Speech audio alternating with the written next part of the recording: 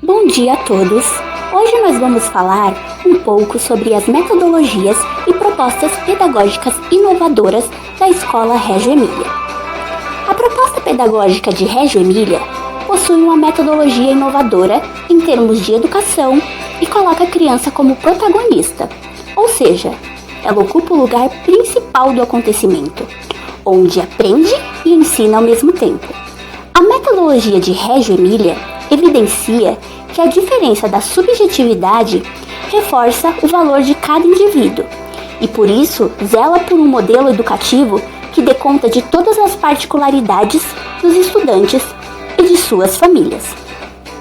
O pedagogo e educador de Reggio Italia, Loris Malaguti, foi o criador da ideia de Reggio Emilia, sendo até hoje seu incentivador primordial. Foi este educador quem constituiu um princípio de ensino em que não existem as disciplinas formais, que todas as atividades pedagógicas se desenvolvem por meio de projetos. Esta metodologia educacional orienta, guia e cultiva o desenvolvimento intelectual, emocional, social e moral das crianças. É baseado na crença de que as crianças têm habilidades em potencial, curiosidade e interesse na construção de suas aprendizagens para encaixar-se em interações sociais. O foco está em cada criança, não individualmente, mas sim em conjunto com outras, com os familiares, com os professores, com o ambiente escolar e da comunidade e também da sociedade. Os princípios do projeto Reggio Emilia baseiam-se em 3 pilares. A educação é um direito, a educação é de responsabilidade da comunidade, da sociedade civil e dos governos, e a educação é um bem comum. Idealizado pelo pedagogo Loris Malaguzzi, implantado nas escolas de educação infantil e realizado na Itália logo após o término da Segunda Guerra na cidade de Reggio Emilia, a proposta tinha a intenção de mostrar a abordagem pedagógica voltada para a criança como protagonista na construção do seu conhecimento. Mas quem foi Loris Malaguzzi? Nascido em 1920 em Correggio, Loris se formou em pedagogia na Universidade de Urbino. Em 1940, ele começou a ensinar nas escolas primárias em uma cidade perto de Reggio Emilia. Após a Segunda Guerra Mundial, no vilarejo de Villassena, trabalhadores e comerciantes se uniram a fim de construir uma escola para as crianças pequenas. A escola foi erguida com a venda de um tanque de guerra, cavalos e caminhões deixados pelos alemães. Esse movimento envolveu toda a comunidade, de um modo especial os pais, pois nasceu do desejo de reconstrução da própria história e da possibilidade de uma vida melhor para os seus filhos. Então, Reggio Emilia é uma escola diferente e enraizada na vontade das famílias de construir um mundo melhor por meio da educação. Loris se sentiu atraído pelo projeto e partiu para Villassena. Escolas foram construídas, todas operadas por pais. Portanto, a escola de Reggio Emilia é inovadora porque os pais dos alunos fazem parte dela. Os eventos são organizados pelas famílias, professores e alunos, objetivando a interação e a coletividade, porque constitui uma continuidade do lar, e por causa da crescente intensificação do seu papel sociocultural naquela sociedade. O cenário educacional vem passando por várias mudanças. Desta forma, temos novas crianças e novas estruturas familiares que nos desafiam a buscar inovações. A era tecnológica vem acelerando a mente das crianças, impondo-lhes mais atenção e concentração em todos os processos.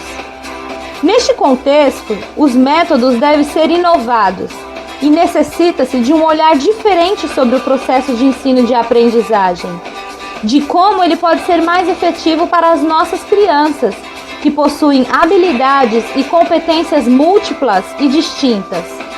A metodologia Reggio Emilia contribui para o processo de ensino-aprendizagem na educação infantil, assim como possibilita aos envolvidos neste processo uma reflexão acerca de sua prática, para que se sintam capazes de inovar sempre que necessário.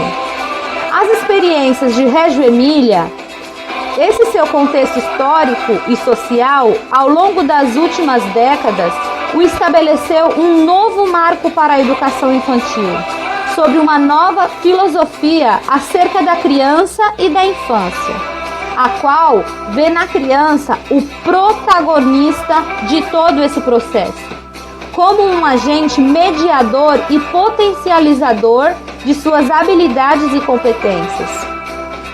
Esta forma de enxergar a criança demonstra a sua particularidade no processo, em que não se trata de um ser passivo, mas sim um ser ativo, em que são respeitadas todas as suas potencialidades, explorando-as através de mais diversas linguagens, a qual inclui alguns aspectos expressivos, os aspectos cognitivos, os comunicativos, a sua imaginação, a sua simbologia, a cultura, as metáforas e tudo o que interfere direto ou indiretamente em seu processo de formação. Sendo assim, neste processo, o diálogo e a interação são essenciais para uma vez que envolve os elementos que trazem informações a quais são processadas, adaptadas e transformadas conforme o necessário. A abordagem educacional do Reggio Emília destaca-se em primeiro lugar por ser inovadora desde a sua origem, quando no pós-guerra a primeira escola foi construída em condições econômicas e social. Era incerta, nascia ali um sonho de melhorar a vida das famílias e sobretudo das crianças. Contudo, com força e união da comunidade, não deixou de ser inovadora e, por que não dizer, inspiradora, que estimula entusiasmos, projetos pelo mundo afora. Em segundo, pela quebra de paradigmas de educação, já que compreensão é, ao contrário, a relação tradicionalista entre o detector e o saber do receptor, professor e aluno. Então, projeto educacional propõe-se que o professor aprenda enquanto ensina, compreendendo a lógica de aprendizagem da criança por meio de escuta, que é o ponto central do trabalho pedagógico. A escola em Reggio Emília está em contínua mudança, porque o projeto de educação propõe-se e baseia no relacionamento, na prática da proposição de rede de comunicação entre crianças e professores e pais. Consequentemente, seu trabalho é reflexivo e repensa-se, reconstrói constantemente.